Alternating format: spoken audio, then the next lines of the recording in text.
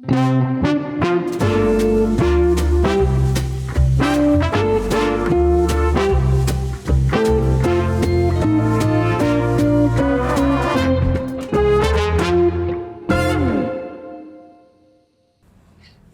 Din? Sehat, Din? Alhamdulillah, Pak. Nah, ini Mbak Fitri nih setia juga nih, Iya. nongkrong ikut-ikut di kantin masjid. Gimana nongkrong di kantin masjid sudah beberapa hari ini, Mbak Fitri? Seru ya? Banyak insight baru Iya. jadinya. Lah, santai. Panas, Kok mau kelahi? Panas. Oh, panas. Cuaca lagi panas. Iya. Siap, Emang siap. ini sekarang indeks ekonomi juga membuat banyak orang jadi panas, Pak Ustadz. Benar. Kemarin juga Didin juga ngeluh nih ke saya. Karena warung juga perlu ada tambahan lah. Iya. Dia bilang apa-apa sekarang susah untuk mendapatkan tambahan gitu, kata Didin kemarin cerita sama saya. Bayangin aja, kata Didin, ini kan udah jualan nih Pak Ustadz, Iya. banyak variasi. Didin mau nambah sebenarnya, cuman dia mau jual bubur, takut dilarang keras gitu kan. Nah, terus mau jual tahu takut digejrot. Dia mau jual bakso takut dibungkus. Nah, saya bilang akhirnya udah yang aman-aman aja. Ini kan belum ada nih. Mending jualan es. Ya kan? Laku nggak laku cair. Iya, salah. Cair ya. Wih, luar biasa. Pak Gatot selalu punya ini tuh sekarang. Udah selalu punya jok-jok kayak gitu. Masuk. Nah, ngomong-ngomong soal ya itulah tadi peluang. Ini juga kemarin saya juga dapat banyak lah. Ngobrol-ngobrol sama teman lah. Ada teman tetangga itu juga mengeluh juga. Tapi bukan soal ekonomi, tapi soal anaknya. Dia melihat sampai akhirnya pengen anaknya itu, udahlah nggak usah sekolah. Karena kerap mendapat perundungan di sekolah. Pak Dibully. Ustadz. Iya, padahal sekolahnya bukan sekolah negeri, tapi ini juga sekolah basic agama gitu loh.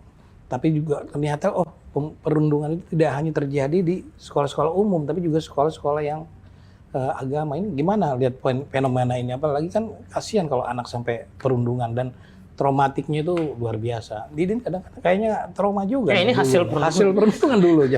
Kenal lagi. Kenal lagi, saya sudah diam kata Mas Din kan. Aduh, perundungan ini memang pembahasan bulian, perundungan itu pembahasan yang nggak habis-habisnya. Iya. Ada selalu kasusnya. Nggak hanya anak SD, nggak hanya SMP. Kamu di kampus pasti ada banyak ya? Ada kan yang dibully-bully. Tapi sekarang masih ada kayak ospek yang sambil dibully gitu nggak sih? Ada ya? Masih ada ya?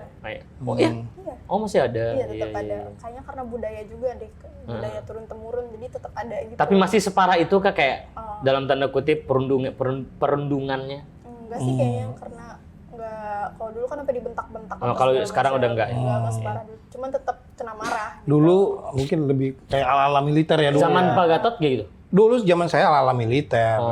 Jadi kalau terlambat aja saya digebrak ke meja, ngapain lu terlambat lu, setoran sama gua kayak gitu, sampai dipukul malah dulu. Oh ya. Itu dulu. Pak Gatot pelakunya kan? Enggak, mau saya minta maaf. Bukan. Enggak, saya sih. Yang pernah dibully Pak Gatot, silakan. Ya emang, ya Bu. Nah kan lagi-lagi bahasa dia kayak tadi, udah jadi budaya sih Ustaz, meskipun kayak gitu. Itu sih Pak Gatot. Ya kadang saya juga mikir kalau dulu ya zaman saya, ini aneh banget sih nih orang-orang kayak kampus gitu kan atau sekolah gitu kan dengan kadang-kadang ospek gitu loh dengan marah-marah gaya orang sipil pengen jadi militer, sementara orang militer mau masuk sipil kan sekarang jadi balik-balik gitu Pak Ustadz. Nah, perasaan nggak ada ke arah sana loh Pak. Itu. Kita kayaknya pembahasannya paling aman tadi niat saya. Emang kenapa itu? Oh nggak ada, nggak ada. Nggak ada maksud. Nggak ada. Emang itu yang terjadi. Iya, kok ada orang jual bakso tiba-tiba? Ya itulah, maksudnya kalau kita dengar kisah dari teman-teman yang masih di kampus, ternyata masih ada budaya-budaya semacam itu dan masya Allahnya dipelihara. Ya jadi itu banyak yang kita diskusikan tentang itu dan berakhir pada supaya kita motivasi anak-anak supaya tidak ngebully. Bagaimana supaya orang-orang tidak ngebully. Tapi saya kayaknya lebih ingin tarik lebih dalam deh. Bagaimana orang tua bisa melahirkan anak yang tidak menjadi pembuli ke depannya. Kayak gitu loh. Poin-poin apa yang yang harus dimiliki oleh si anak ini, yang harus diajarkan oleh orang tuanya supaya di hati anak-anaknya itu terpatri bahwa mereka tidak boleh besar menjadi seorang yang pembuli pada nantinya gitu loh Mas. Contoh dasar. Ternyata copy sistem anak itu di masa kecil mereka sangat luar biasa. Ketika orang tuanya mencontohkan, memperlihatkan di depan anaknya, meskipun sekedar bercanda, membuli ataupun merendahkan orang lain, itu bisa dikopi tahu oleh anak. Dan itu Dicontoh ya. dicontoh, dan itu bisa menjadi seolah-olah hal yang biasa Pembiasaan.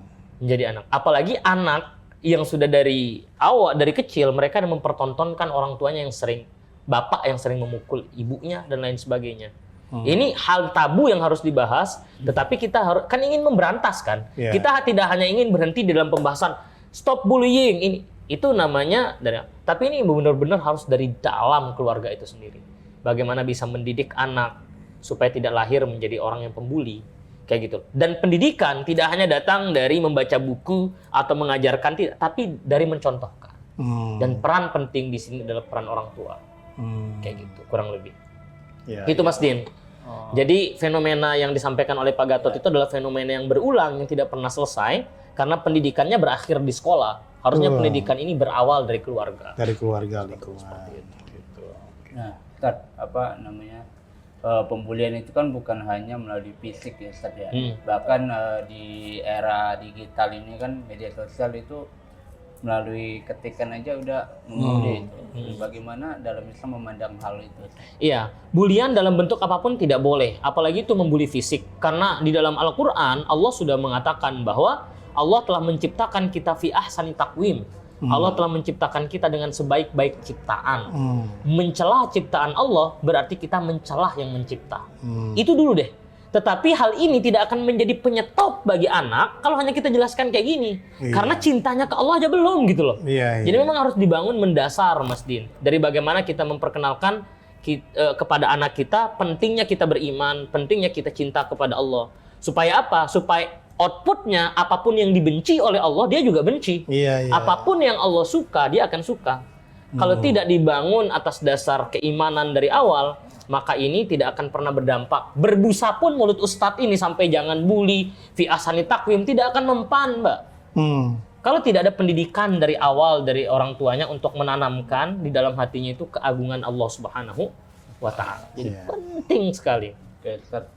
Nanti kita lanjutin lagi. Ustaz. Mau sholat dulu. Ya, mau sholat ya. Iya, salat dulu nih. Ya. Yo, Mau ajan Didin mau ajan. ajan dulu. Nah, Pak Ustadz, ini menarik tadi nyambung tentang pembulian di sosmed yang tadi Didin cerita. Biasanya kan tadi dulu tuh seringnya yang dibully tuh sesama temen lah atau tetangga lah atau siapa.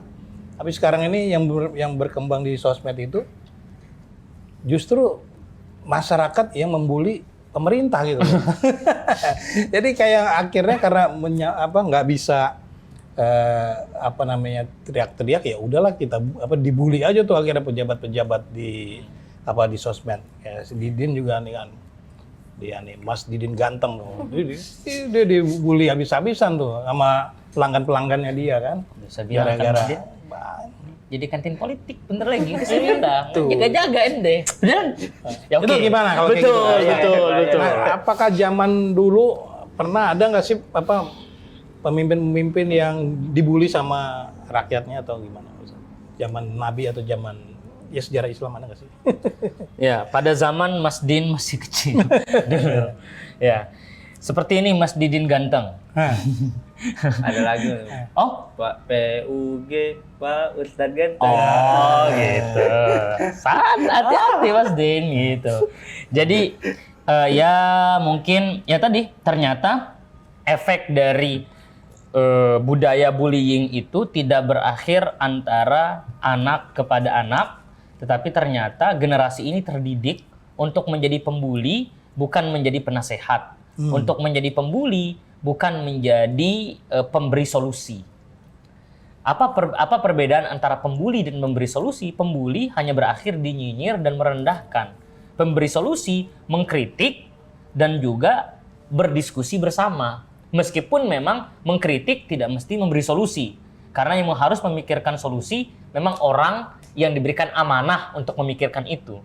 Tetapi yang ingin saya sampaikan di sini, bully berbeda dengan mengkritik gitu loh. Ya bully itu hanya fokus merendahkan, menghinakan, menghancurkan karakter bahkan. Itu bullying. Iya. Tetapi kalau mengkritik ya fokus kepada substansinya. Oh, Kenapa? itu beda ya? Itu beda, Pak Gatot. Mengkritik emang bully. Nah, Sekarang jadi udah Tapi kalau udah ke fisik kan berarti bukan kritik lagi, itu bully. iya dong. udah jatuh bully. Bully. Makanya menurut saya kok bisa sih sekarang orang yang tidak tajam kritikannya, tetapi yang tajam itu bullyingnya. Karena tadi generasi yang sedari awal dididik untuk seperti itu Tapi gitu loh. emang lucu akhirnya jadinya Pak Ustadz. Karena yang dibully itu merasa nggak dibully. Nah, Padahal itu kan sarkas gitu loh. Didi nih, dibilang ganteng, dia GR Pak, ganteng. Padahal ya ganteng. Nah, ya kata- gimana cara saya nyapunya lagi ini? Allah, padahal udah berusaha banget. Tadi berat. Enggak, ini kan bener gitu loh. Ustadz, saya di sini Mas Balik Din. pakai apa, Ustaz? Pakai apa? Itulah. Ya. Maksudnya Didin kan dibilang gitu biar Oh, nggak naik iya. nih harga-harga.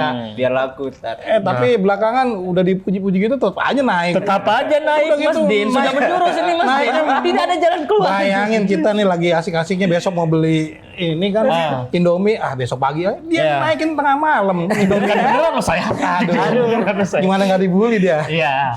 Ya tadi sih Pak Gatot lagi-lagi bahwasanya budaya bullying ini bisa berkembang karena generasi-generasi yang besar Iya. di dalam itu gitu loh. Jadi ya berusahalah kita sebaik mungkin Pak Ustadz, untuk ngomong keluar. kita nggak lagi bully kan? Ya, kita kan? nggak lagi bullying.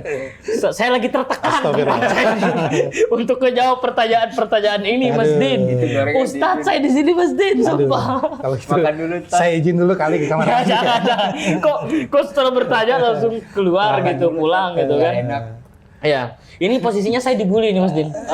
Bukan sedang ngejelasin itu. Gitu sih. Pak Gatot, Iya, kalau iya, kita iya. kalau kita beralih kepada dalam hal ini pemerintah ataupun orang yang berkuasa yang dibully, ya lagi-lagi kita sebagai masyarakat harus bisa membedakan, mengkritisi, memberi saran ataupun menyampaikan pendapat, jangan sampai lari kepada fisik atau apa dan lain sebagainya. Iya. Sebisa mungkin, sekesal apapun kita, karena atas alasan apapun di dalam Islam tidak pernah dicontohkan seperti itu, apalagi itu dalam tanda kutip menghina fisik orang dan lain sebagainya. Seru boleh jadi seru bagi kita, tidak seru bagi dia, kayak gitu loh. Boleh jadi dia senyum dan bahagia di luar, tetapi kita tidak pernah tahu apa isi hatinya kan. Tapi Nah, kan itu. emang harus dari dia juga harusnya ngasih tahu dong.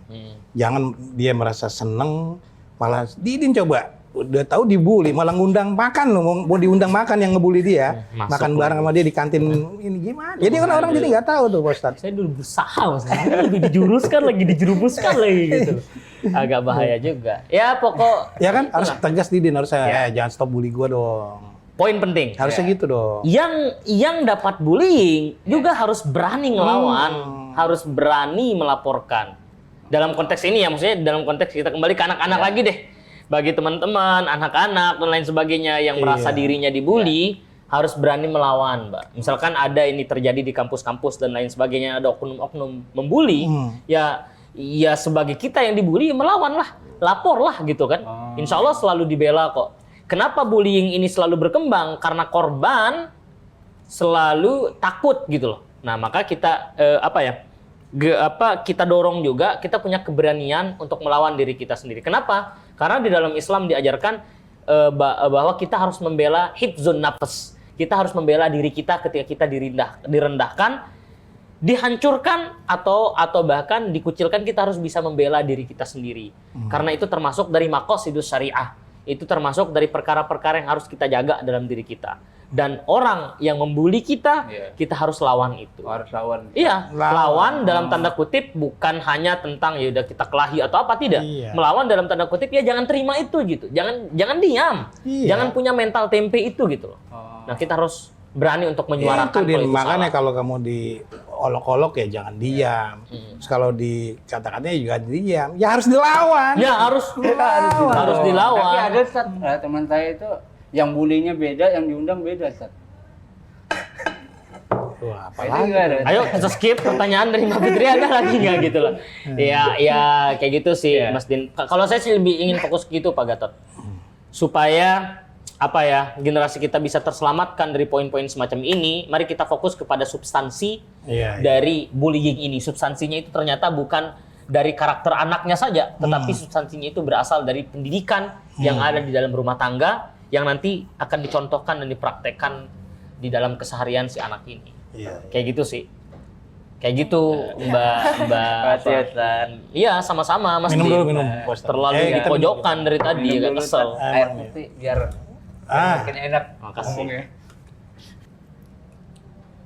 Izin nanya nih Ustadz, Boleh? tadi yang udah dibahas kan kayak harus berani nih sebagai korban bullying, tapi terkadang tuh si korban ini suka diancam sama pelakunya, dibilang jangan dilaporin gitu loh, kalau misalnya dilaporin gue gini gitu. Itu gimana tuh pendekatannya biar si korban ini bisa berani tapi dengan adanya ancaman ini? Ya. Motivasi dari dalam agamanya tadi sudah jelas ya, bahwa hifzun nafas itu bagian dari maqasidus syariah yang harus kita tegakkan. Bahwa dan yang kedua, di dalam Islam diajarkan kita untuk rendah hati bukan rendah diri. Bedanya adalah kalau rendah hati kita berusaha tawaddu. Tetapi kalau rendah diri kita menginjak-injakkan diri kita sendiri. Kalau kita tidak menghargai diri kita, bagaimana kita bisa dihargai oleh orang lain? Jadi itu poinnya. Kemudian yang ketiga, mental yang diajarkan oleh Islam adalah mental baja. Saya ingin sampaikan mental baja seperti apa ya.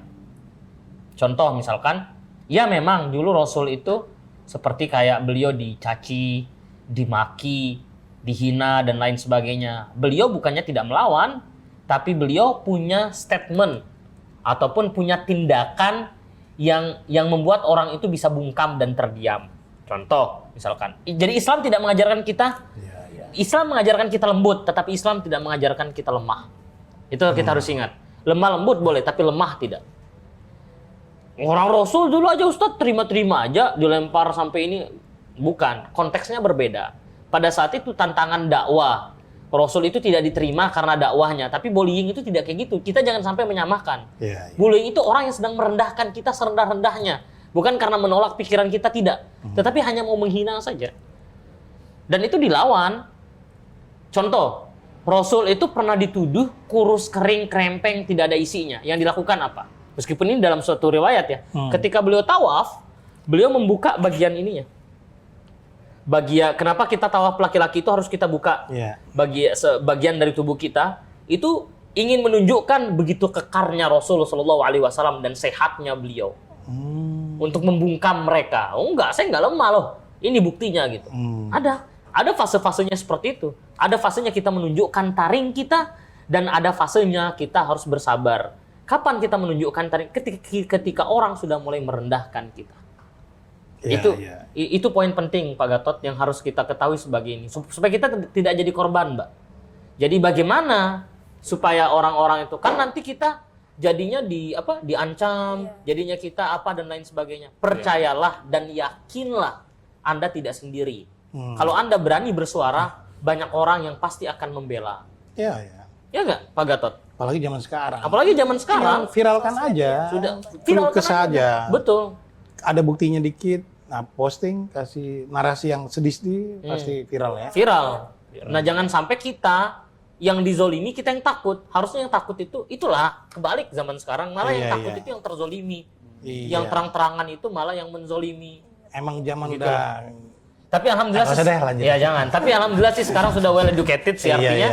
Anak-anak, teman-teman generasi-generasi Mbak Fitria ini udah mulai berani gitu loh. Artinya sudah mulai menolak bullying itu. Stop bullying bukan hanya larangan kepada orang, tetapi benteng bagi diri dia sendiri. Kalau ada yang berani bully, maka dia berani melawan. Kalau ada yang berani menghina, maka dia berani untuk menyuarakan. Itu penting, Mbak. Karena bullying yang terus dijaga maka akan melahirkan generasi-generasi yang lemah dan mudah dihancurkan.